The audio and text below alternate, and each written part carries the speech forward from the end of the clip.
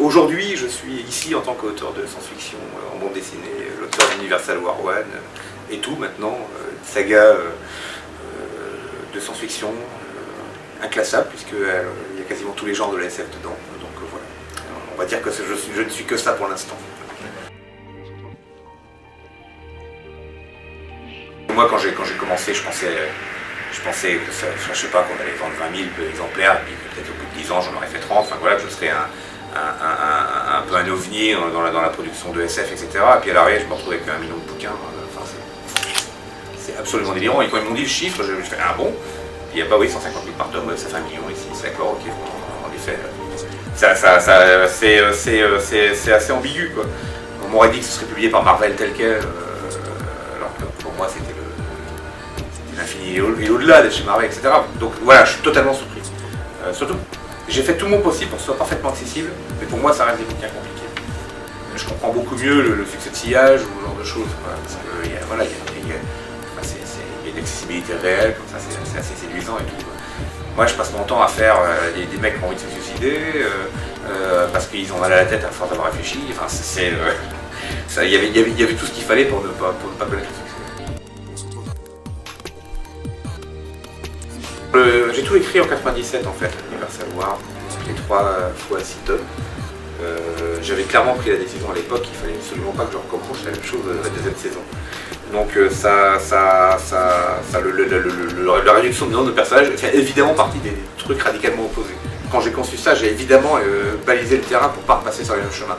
Et ça a empêché que parfois je repasse. Par exemple, l'héroïne Théa d'Universal War 2, c'était un héros dans le synopsis original.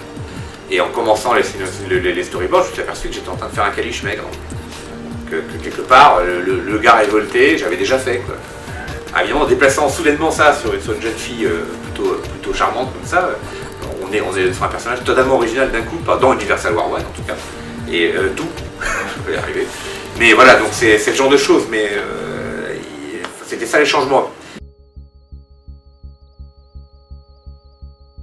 Oui, mais d'abord, toute la question était bien celle. Pour moi, c'est une évidence que c'est la suite parce que j'ai tout écrit ensemble.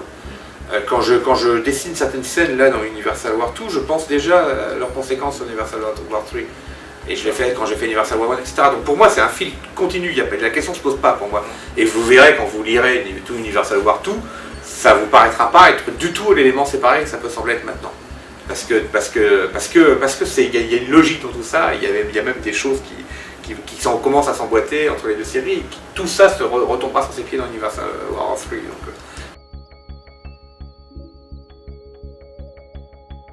Le Kalish, en fait, les 3 quarts du personnage, c'est moi. Balti, le héros du début d'Universal War 1, c'est moi quand je suis courageux, altruiste, le gars. J'ai un peu tendance, il y a quelqu'un qui se bat de l'autre côté de la rue, je fais partie des gens qui vont traverser, qui vont prendre une balle comme un con, mais. Voilà,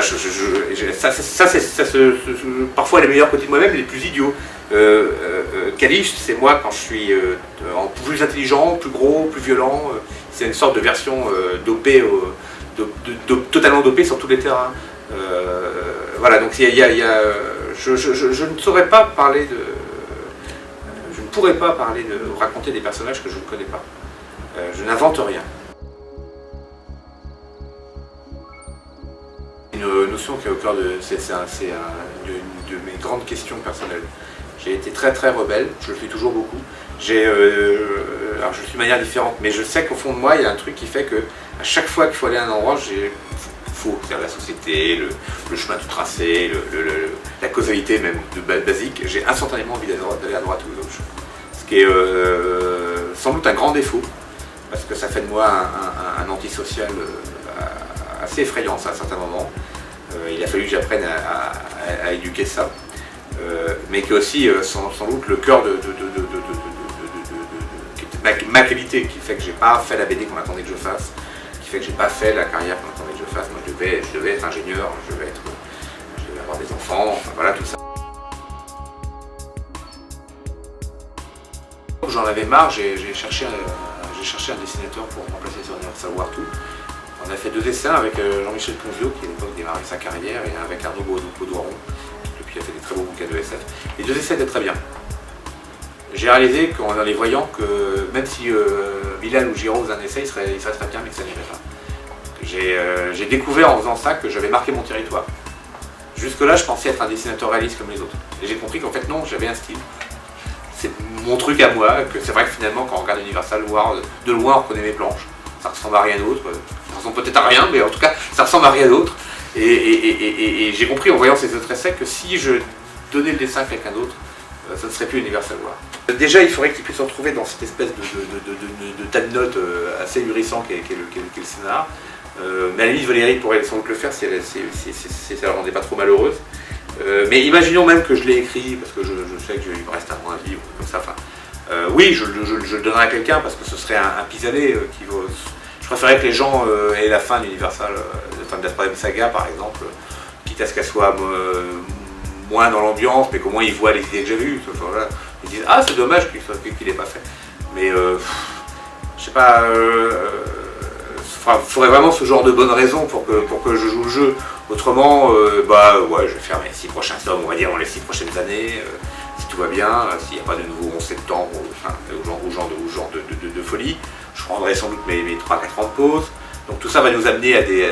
Mais moi je suis super heureux à l'idée, à la limite, qu'avec des lecteurs, on va vivre ensemble, on va se raconter des histoires ensemble, on se croisera aux Utopias dans 20 ans, et je serai en train de terminer les éditions de luxe, une compilation globale de l'ensemble, avec les quelques façons sorties de mes tiroirs de l'âge de 20 ans.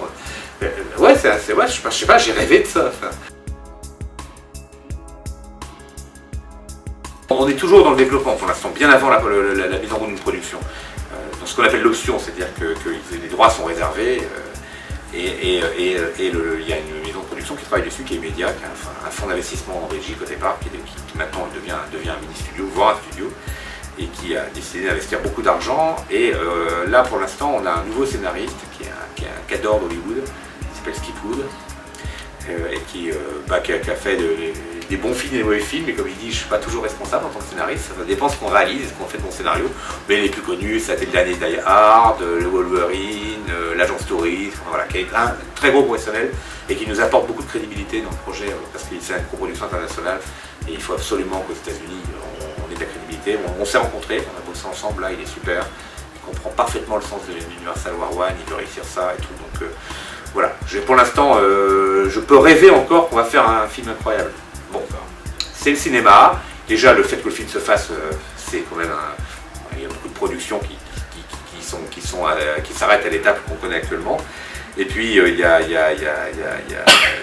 toujours le risque qu'à un moment, on fasse comprendre que finalement, on pourrait aller plus vers la gauche, plus vers la droite. Alors, j'ai confiance dans le producteur, j'ai confiance dans le scénariste, j'ai confiance dans les équipes. Voilà, pour l'instant, je peux commencer à espérer qu'on va faire ce que le producteur m'a dit la première fois qu'on s'est rencontrés. J'aimerais bien qu'en sortant de la salle de cinéma, les gens ressentent exactement la même chose que moi j'ai ressenti en fermant l'intégrale. Voilà. Et si on réussit ça, même si c'est pas exactement la même chose, je serais content qu'on ait fait ce film. Il y a l'ambition de faire, entre guillemets, un film à 100 millions, c'est ce film de classe internationale qui sortira dans des milliers de salles en simultané, etc. Voilà, c'est vraiment ça le projet. C'est tout sauf le tout petit projet. J'adore ce salon. Réellement, c'est peut-être ma convention salon préférée de France. Quoi. Parce que il y a déjà les rencontres interdisciplinaires, c'est vraiment génial.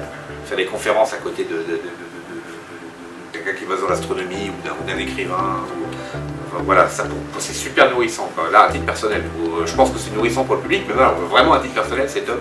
Le contact avec le public est assez facile. Alors que ça pourrait avoir un côté terrifiant, la grande scène, etc. Mais dès qu'on descend dans les couloirs, il y a des gens qui nous arrêtent et tout. Je pense qu'il y a un côté, comme il y a du brouhaha, les gens n'hésitent pas à s'interrompre. Non, franchement, ouais, non, c'est un peu la convention rêvée pour moi. Dans ces sociétés-là, vraiment, le truc le plus important, c'est qu'il faut qu'on arrête tous de ronronner. Il faut qu'on arrête de ronronner en art, en littérature, en cinéma, en politique, syndicalement, socialement, etc. On doit reprendre ce monde en main et le secouer dans tous les sens pour lui faire sortir éjecter le pire et faire sortir le meilleur.